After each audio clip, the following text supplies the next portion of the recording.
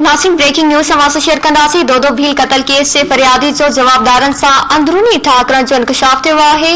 Sindh high court circuit bench Hyderabad में जवाबदार Kashif commando ऐं हुसैन मलिक जी ज़मानत वारी दरख्वास्त जी ॿुधणी थी। ॿुधणीअ दौरान फरियादी मक़तूल दो भील जे भाउ आलिम भील नो ऑब्जेक्शन जो बयान ॾेई छॾियो। उन मौके ते अदालत रिमार्क्स ॾींदे चयो त जेकॾहिं धुरियुनि में ठा थियो आहे त ईंदड़ तारीख़ ते ठा जी सीधी सही दरख़्वास्त ॾियो।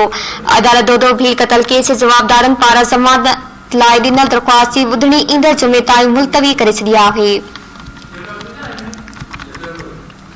ज़रियनि मूजिब मक़तूल दो भील जे भाउ ऐं फरियादी क़त्ल केस जे मुख्य जवाबदारनि कमांडो काशिफ ऐं हुसैन मलिक सां 1 करोड़ रुपयनि एवज़ वकील मार्फत ठा करे छॾियो आहे, जंहिंमां फरियादी खे 20 लख रुपयनि जो चेक अॼु मिली वियो।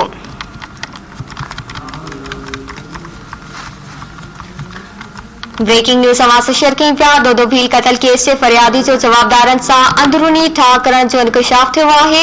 Sindh high court circuit bench Hyderabad में जवाबदार काशिफ कमांडो ऐं हुसैन मलिक जी ज़मानत वारी दरख्वास्त जी ॿुधणी थी। ॿुधणीअ दौरान फरियादी मक़तूल दो भील जे भाउ आलम भील नो ऑब्जेक्शन जो बयान ॾेई छॾियो। उन मौके अदालत रिमार्क्स ॾींदे चयो त जेकॾहिं धुरियुनि में ठा थियो आहे त ईंदड़ तारीख़ ते ठा जी सीधी सही दरख़्वास्त ॾियो।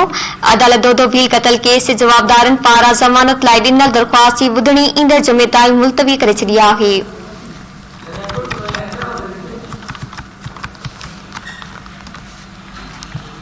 एक बुरबियर के आगाह कंदासीं। दो भील क़त्ल केस से फरियादी जो जवाबदारन सां अंदरूनी ठा करण जो इंकशाफ थियो आहे। Sindh high court circuit bench Hyderabad में जवाबदार काशिफ कमांडो ऐं हुसैन मलिक जी ज़मानत वारी दरख्वास्त जी ॿुधणी थी।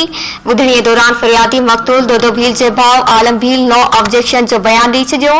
उन मौके अदालत रिमार्क्स ॾींदे चयो त जेकॾहिं धुरियुनि में ठा थियो आहे त ईंदड़ तारीख़ ते ठा जी सीधी सही दरख़्वास्त ॾियो।